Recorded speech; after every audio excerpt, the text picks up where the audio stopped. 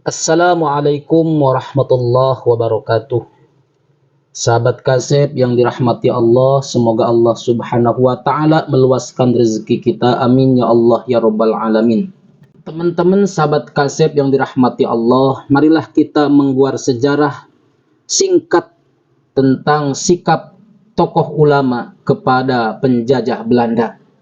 Dari sini saya mempunyai redaksi yang bagus dari RMI NU Banten, yakni perbedaan sikap pada penjajah, tanggapan atas tuduhan larangan memberontak.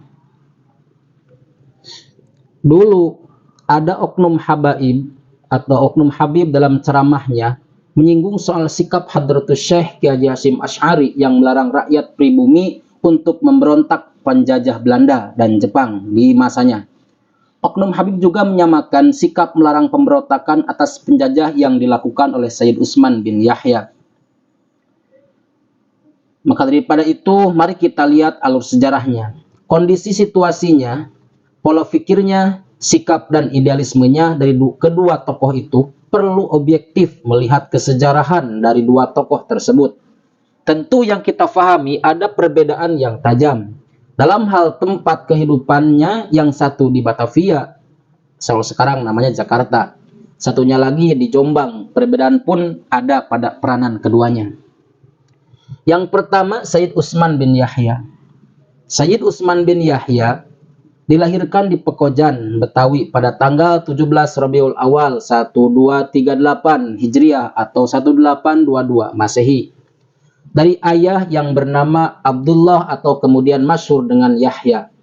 Maka tercatat Sayyid Utsman bin Yahya, sementara kakeknya bernama Aqil dilahirkan di Mekah, sedangkan kakek ayahnya yaitu Umar dilahirkan di Hadramaut, tepatnya di desa Khoros Asy-Syekh.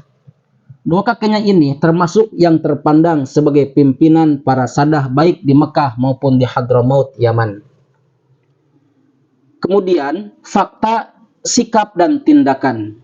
Dalam catatan Snok Horgej yang diarsipkan dalam nasihat-nasihat Snok itu, semasa kepegawaiannya kepada pemerintah Hindia Belanda jilid 9, dikisahkan bahwa Sayyid Utsman bin Yahya mendoakan Ratu Belanda pada 2 September 1898 Masehi, saat hari ulang tahun Sang Ratu. Isi doa tersebut memohon kepada Allah, semoga Ratu Helmina panjang umur, sejahtera, dan sehat senantiasa. Kemudian Sayyid Utsman juga mendoakan agar kerajaan Belanda bersinar terang dan rakyat Hindia Belanda dikaruniai hasil bumi, perkebunan, dan tambang. Doa Sayyid Utsman bin Yahya, Mufti Batavia itu, untuk Ratu Belanda yang diucapkan di Masjid Pekojan Batavia tersebut, kemudian memicu kecaman dari ulama dan berbagai pihak yang anti penjajahan Belanda. Sementara tulisan doa itu dirilis dan diarsipkan pada Agustus 1912 oleh Nico J.G., Kapten Arnold Froelich, dan sebagainya. Saya gak paham nih bahasanya ya. Kemudian Habib Utsman bin Yahya meminta pemerintah Hindia Belanda turut memperluaskan atau menyebarluaskan doa ini ke luar Batavia, ke seantero Jawa, dan menurut Java Bode yang menurunkan berita tentang doa ini sehari setelahnya juga sampai ke Madura. Ungkap Nico J.G., kapten dalam The Shade and the Queen. Doa untuk Ratu pun sebenarnya bukan inisiatif Habib Utsman bin Yahya. Permintaan atas doa tersebut datang dari FWM Hugin Streeten, residen Batavia. Sikap Sayyid Utsman bin Yahya ini tercatat dalam beberapa arsip sejarah tampil terdepan membela pemerintah Hindia Belanda. Dari sikap pembelanya itu, Sayyid Utsman lalu menghadapi cercaan dan serangan yang bertubi-tubi karena dianggap sebagai antek penjajah. Pada posisi itu, Sayyid Utsman menjawab cercaan dengan argumentasi yang berlandaskan ilmu agama. Tidak semua orang menerimanya, tetapi juga tidak sedikit pula yang membelanya. Lalu, Aqib Suminto dalam karyanya Politik Islam Hindia Belanda menulis terkait sikap pembelaannya Sayyid Utsman bin Yahya pada pemerintah kolonial Belanda, bahwa saat itu dari berbagai kalangan pribumi telah menyebut bahwa doa Sayyid Utsman bin Yahya sebagai khutbah penjilat, kata Aqib Suminto. Sejak kepulangannya ke Batavia pada 1862, Said Utsman bin Yahya membuka pengajaran keagamaan kepada masyarakat. Nama luasnya atau namanya mulai kesohor berkat keluasan dan kedalaman ilmu fikihnya. Said Utsman mendapat gelar Mufti Batavia yang ditunjuk oleh pemerintah kolonial Belanda. Meski Said Utsman agak berat menerimanya lantaran merasa belum cukup mempunyai ilmu. Di samping itu, peran Said Utsman begitu signifikan dalam membantu kerja-kerja kolonialisme yang dilakukan oleh seorang intelektual, seorang orientalis pilihan Belanda yaitu Snock Horgenje. Bisa dilihat pada catatan tentang nasihat-nasihat Kapten Snock Horgenje semasa kepegawaiannya kepada pemerintah Hindia Belanda 1889 sampai 1936 Masehi, atau dalam naskah berbahasa Belanda yaitu nggak paham saya. Yang kedua, Hadratus Syekh Ki Haji Hasyim Asy'ari. Hasyim Asy'ari lahir pada Selasa Kliwon 24 Zulqa'dah 1287 Hijriah, bertepatan dengan tanggal 14 Februari 187 Masehi, di pesantren Gedang, Tembak Rejo, Kabupaten Jombang. Beliau merupakan anak ketiga dari 11 bersaudara, putra dari pasangan Kiai Asy'ari dan Nyai Halimah. Dari jalur sang ayah, nasab Hadratus Syekh Ki Haji Hasyim Asy'ari bersambung kepada Maulana Ishaq hingga Imam Ja'far Shadiq bin Muhammad Al-Baqir, berarti bersambung kepada baginda Rasulullah Muhammad SAW. Sedangkan dari jalur ibu, nasabnya bersambung kepada penguasa kerajaan Majapahit, yakni Raja Brawijaya 7, melalui jalur anak bernama Lembu Peteng yang berputra Kerebet atau Jaka Tingkir. Kemudian sikap atas penjajah. Hadratus Syekh Ki Haji Hasyim Asy'ari dikenal memiliki sikap yang tegas dan tanpa kompromi. Sikap tegas itu juga ditunjukkan ketika Belanda mengalami kesulitan dalam Perang Dunia II. Pada waktu itu, Belanda ingin mengambil simpati dengan mengajak rakyat Indonesia mempertahankan negara dari penjajahan Jepang. Belanda meminta agar rakyat Indonesia mau masuk ke dalam barisan militer Belanda dan bersama-sama melakukan perlawanan terhadap Jepang. Melihat kondisi dan situasi ini, Kiai Haji Hasyim Asy'ari dengan lantang dan tegas mengeluarkan fatwa yang sangat terkenal di kalangan umum atau masyarakat zaman sekarang, yaitu umat Islam diharamkan masuk menjadi tentara Belanda atau bekerja sama dengan Belanda dalam bentuk apapun. Di dalam buku 99 Kiai Karismatik Indonesia dijelaskan bahwa sepanjang sejarah perjalanan kehidupannya, Ki Haji Hasyim Asy'ari dikenal dengan sikapnya yang tidak mau bersahabat dengan Belanda.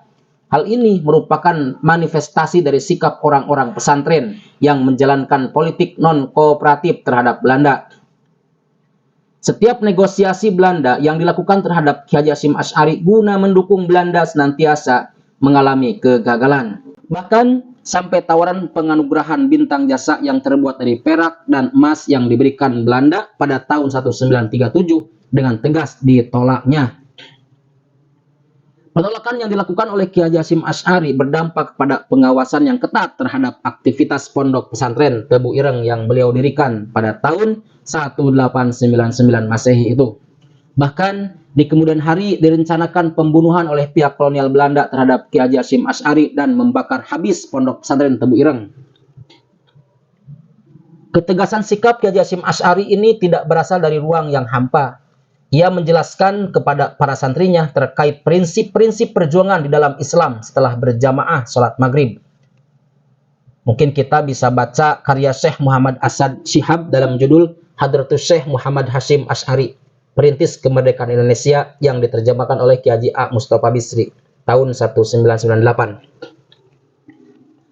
Dalam buku tersebut, Asad Shihab menjelaskan bahwa bukan hanya untuk tujuan memperkuat ilmu agama, tetapi pendirian wadah pesantren itu juga untuk melawan tindakan ketidakperi kemanusiaan penjajah Belanda dan juga Nippon atau Jepang.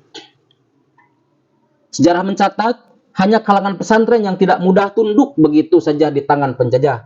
Dengan perlawanan kulturalnya, Hadratus Syekh Ki Haji Hasyim Asy'ari dan pesantren tidak pernah luput dari spionase Belanda. Martin van Bruinessen dalam karyanya NU Tradisi Relasi Kuasa Pencarian Wacana Baru menjelaskan bahwa pada 21 dan 22 Oktober 1945 wakil-wakil cabang NU di seluruh Jawa dan Madura berkumpul di Surabaya dan menyatakan perjuangan kemerdekaan sebagai jihad atau disebut perang suci melawan penjajah.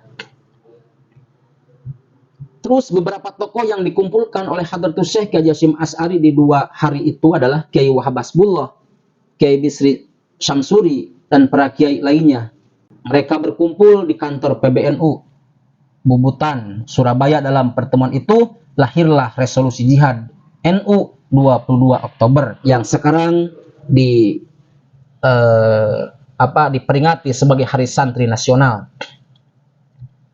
Dalam buku Jihad Membela Nusantara, Nahdlatul Ulama menghadapi Islam radikal dan neoliberalisme 2007 telah diterangkan bahwa Kiai Hasyim Asy'ari menganggap keberadaan penjajah akan menyulitkan penegakan syariat Islam.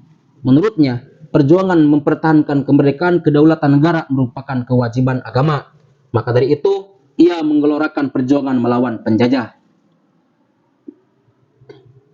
Jadi, kesimpulannya dari 2 tokoh tersebut, itu kedua tokoh ulama ini jika dilihat dalam catatan sejarah ternyata berbeda tajam. Dengan begitu tidak benar Hadratus Syekh Kiai Hasyim Asy'ari dalam hidupnya melarang-larang memberontakan atau mencegah bentuk-bentuk perlawanan atas penjajah, baik penjajah Belanda maupun penjajah Jepang, yang dilakukan oleh rakyat Indonesia, terutama kalangan santri Nahdlatul Ulama atau NU. Karena penjajahan atas nama apapun selalu merusak kemanusiaan, selalu terjadi ketidakadilan dan penindasan. Semoga para pendengar mendapatkan pencerahan dan bermanfaat, khususnya bagi anak cucu kita nanti. Amin ya Allah ya Rabbal Alamin. Assalamualaikum warahmatullahi wabarakatuh.